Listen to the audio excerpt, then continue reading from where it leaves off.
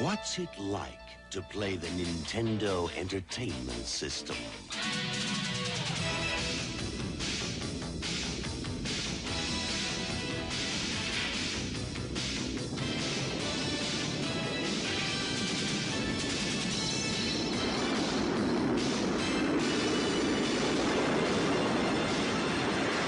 Nintendo Entertainment System. Now you're playing with power. The 80s, famous for drugs, overused catchphrases.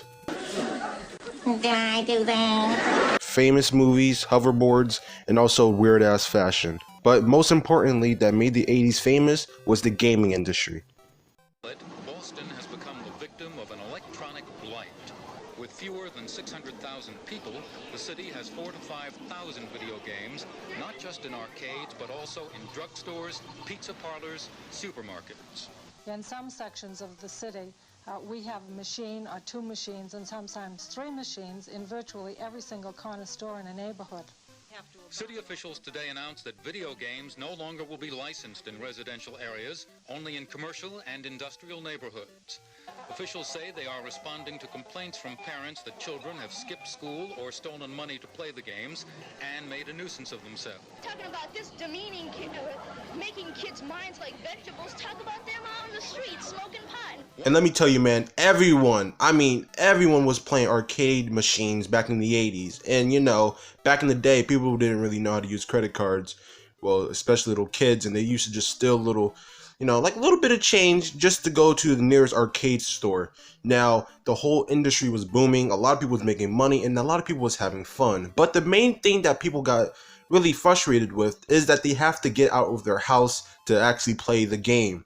That's why, back in the 70s, Odyssey made their first console. This is Odyssey, the new electronic game simulator. You attach Odyssey to your television set in seconds to create a closed-circuit electronic playground. Odyssey is tennis, roulette, football and hockey, analogic, and geography. Odyssey comes complete with 12 electronic games and educational experiences. Many more are optionally available, like a shooting gallery, a prehistoric... Now, the Odyssey never really took off.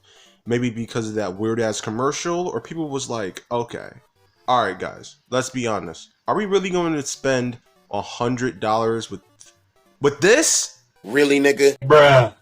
When Odyssey was like... After the whole Odyssey shebang, Atari back in 1977, they was like, man, Odyssey is so freaking trash. Like, we could do way better than Odyssey. You know what? Let's make our own console. And they did just that. On December 17th, 1977, during the holidays, they released their very first console, Atari 2600. In the Atari 2600, they sold 30 million more units than the Odyssey. And that was way over their expectations. And the Atari proved the world that you could play video games just in your house. No, George. Mine. The new video computer system by Atari. More games, more fun. Well, Teddy, why isn't Atari popular anymore? Well, this is what happened. Yes, we just made our very first console. Oh, hello, sir. Do you want to try our new console?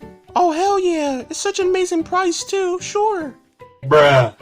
Alright, guys. We made a lot of money on our first console, but we need more money. Well, let's make another console, but a higher price. Hey, little Timmy. Do you want the brand new Atari console that just came out? Oh, well, yeah, sure. The last one was good. What the f? Why is it almost $300? I can't pay that with my allowance. Alright, guys, we have some bad news. Our brand new console is not selling enough. I think it's because of the high price. What should we do? Well, Atari, we have some other bad news. The console's not selling enough to pay our independent game developers, so they're leaving us. But I have a solution. What about the next couple of years we work on another console, and it will be a very, very low price, but instead of having paid game developers, let's just pick up random homeless people from the streets to help us develop our games. Bruh.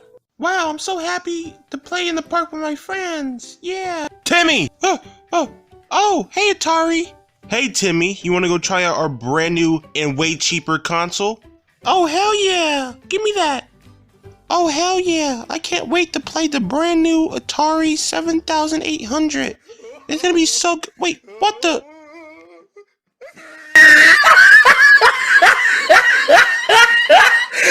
Look at the top of his head. Look at his lips. What is up with these shitty bootleg games? Yeah, Atari never been in the spotlight again. It's pretty sad, honestly. Back in 1983, something big happened to the gaming industry. It's starting to hit its greatest lows. And this was because of entrepreneurs and investors looking at the gaming industry and seeing it was a gateway for a lot of money. And I don't blame them. The gaming industry back in the early 80s was booming back then.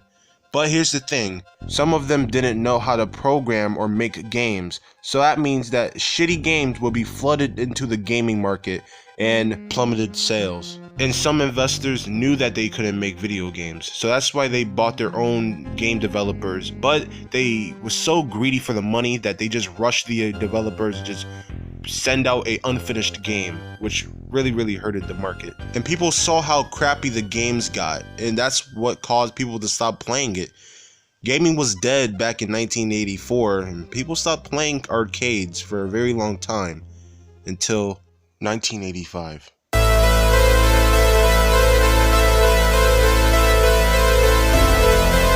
Nintendo, that was already notorious for making children products, decided to take matters into their own hands back in 1985 when they released their very first console that would change the gaming industry forever, the Nintendo Entertainment System.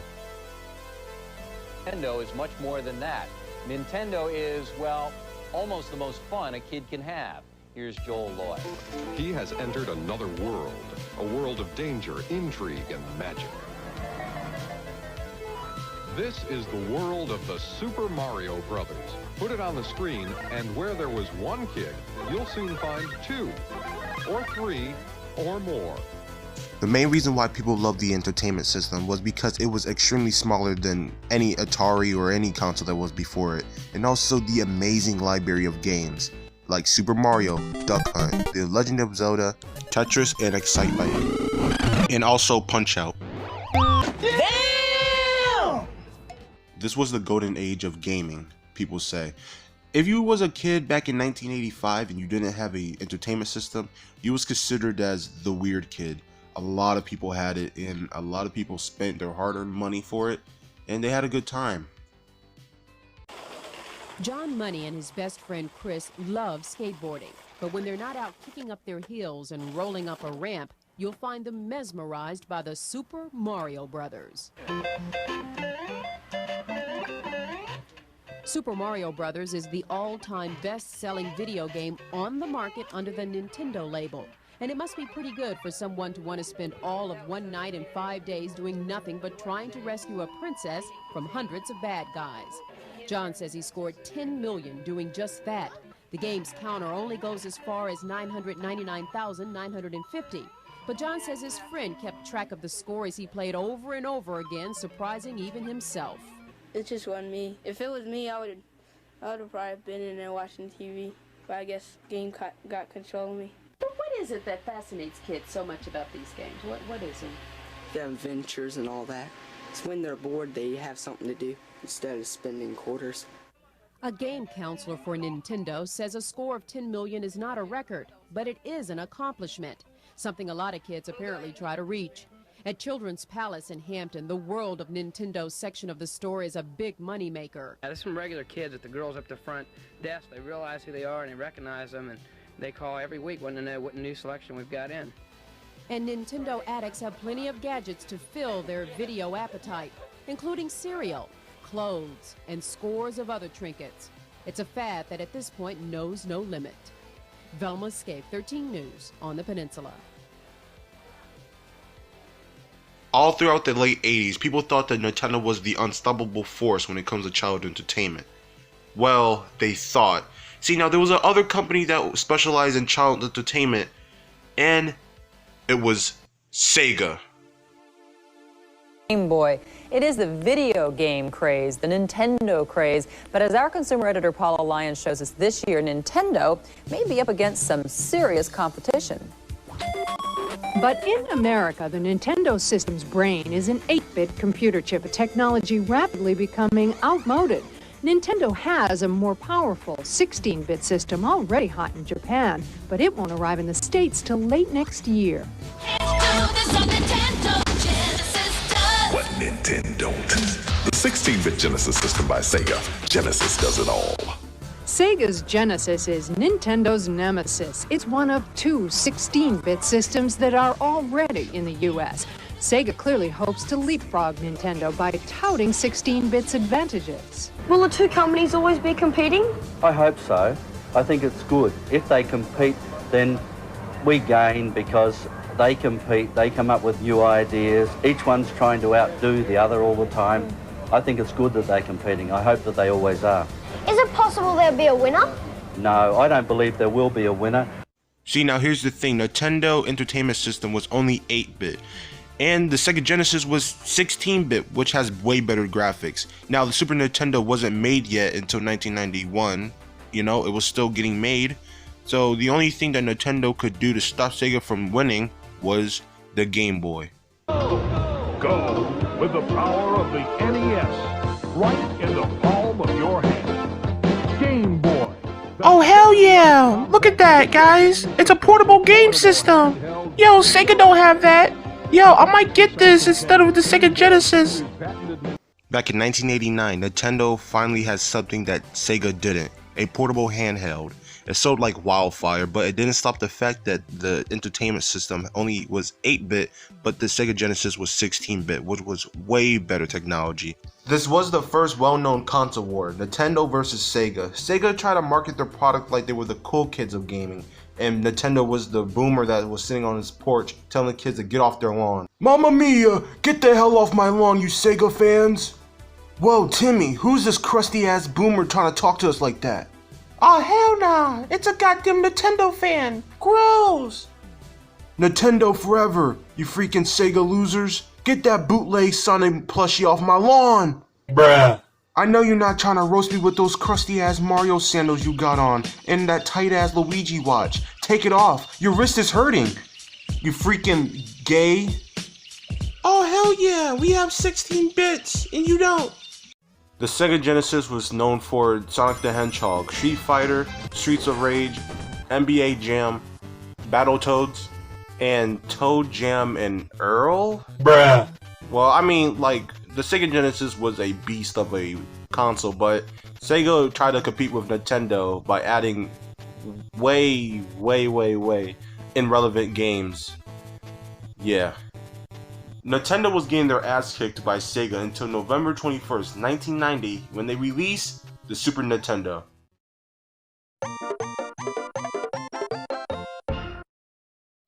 If I said that little kids love this thing, well, that would be an understatement. The new Super Nintendo system is out. For those of you who follow the Super Mario series, Nintendo system are making their way into stores right now, with explosive television marketing letting people know they're here. New Super Mario World, created especially for the Super Nintendo Entertainment System. That's the catch that may take many Nintendo maniacs by surprise. I mean, he has a Game Boy, and now he has the Nintendo, and now he'd have to have another unit just for that one game. It doesn't seem right. There's no question now that Nintendo has really taken off and millions of fans are waiting for the next game, that parents might be upset because the new game is going to cost twice as much.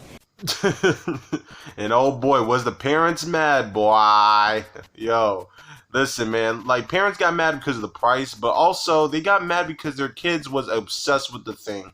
Now, I think it is their fault for letting them play for that many hours, but it got out of hand that they forced their kids to go to therapy. Like, no joke. Our video game industry is hotter than ever this season, and one good reason, Nintendo has introduced some hot new toys. But have things gone a bit too far? This evening, Ken Shockney wraps up a special report on Video Mania. Does this really have to cost this much? Imagine getting forced into not therapy. At the parents, but at the manufacturer. So it has come to this. Therapy sessions for families whom you could call Nintendependent. First, peer pressure starts. I feel maybe... Taken in. I'm going to say no, and I'm going to explain to him how people market things to make you spend more money. Damn, bro. Yo, I kind of feel bad for the little kid because because of his mom, like he's missing a piece of gaming history. Because it's this overprotective mom. Bruh! Yo, I'm about to say the N-word, bro. Like, yo, I'm like really about to say that. Sega knew that Super Nintendo was going to stop them from making a lot of money, so that's why they had to trick up their sleeves. See, now, Nintendo was a family product, you know? So they couldn't really do any gore stuff, well, like, not that much. But in the 90s, people still use arcade machines. Now, when Mortal Kombat came out, people loved the game, and Sega knew, and that's why they ported the game to their console, but Nintendo didn't. Whoa, dude, look at that Nintendo fan over there. We have Mortal Kombat, a very adult-rated game. Oh, and what does Nintendo have? Oh, a plumber with a pedophile mustache? Bruh.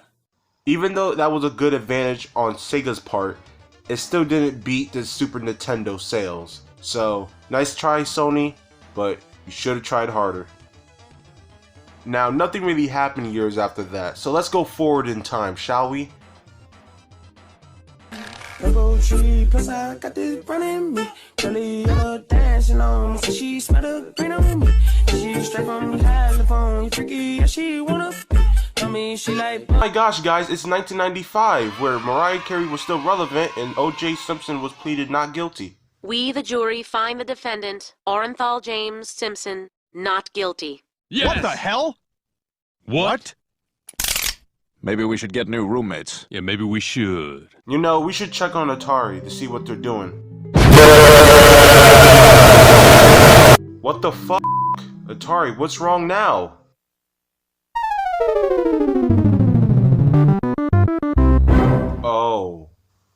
Oh, I see what happened. The Atari Jaguar was the last Atari console that ever hit the shelves. Sadly, it was the biggest flop ever. Well, maybe because that corny ass controller, or maybe the shitty lineup of games for the console. This was the biggest flop for Atari, so much that they almost filed for bankruptcy. And also, they had to get bought by multiple companies. It's pretty sad, and Atari never made a console ever since then. Alright, well, let's stop talking about Atari, and let's see what Sega's doing. On May 11th, 1995, Sega released the Sega Saturn. This console wasn't really received from fans, and it started the downfall of Sega. You are approaching Saturn. You are only seconds away. I have arranged for you to meet my companion. He will lead you. Watch. Please, don't disappoint him. He doesn't like that.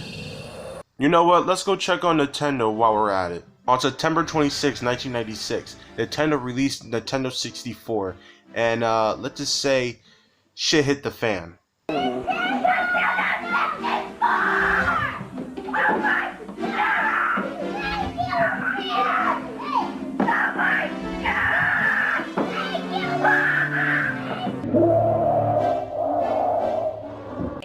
This holiday season, it's the new Nintendo 64.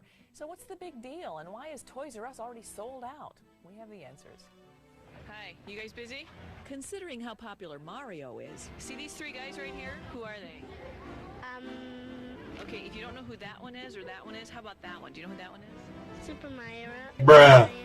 It comes as no surprise that Nintendo's new video game featuring Mario is in major demand. It's the new leader of the video game pack, featuring 64-bit technology that produces amazing 3D animation, including zoom-in technology that might make you dizzy. Want a different angle? Just press a button. This Santa Monica Toys R Us store sold out in 15 minutes, but the store model is attracting Nintendo fans like crazy. I ride the bus from school and I stop and then I walk in and I play. I bought the 64 system for a son for his 35th birthday. 2 years later, Nintendo 64 is still going out strong, and Sega knew that Nintendo popularity is rising again like it did back in the late 80s. So their only hope was to make another console and try to beat Nintendo 64. And this was their only chance where Sega could come out notorious. And they wasn't making a lot of money, so this was their last hope once again. So they made the Sega Dreamcast in 1998.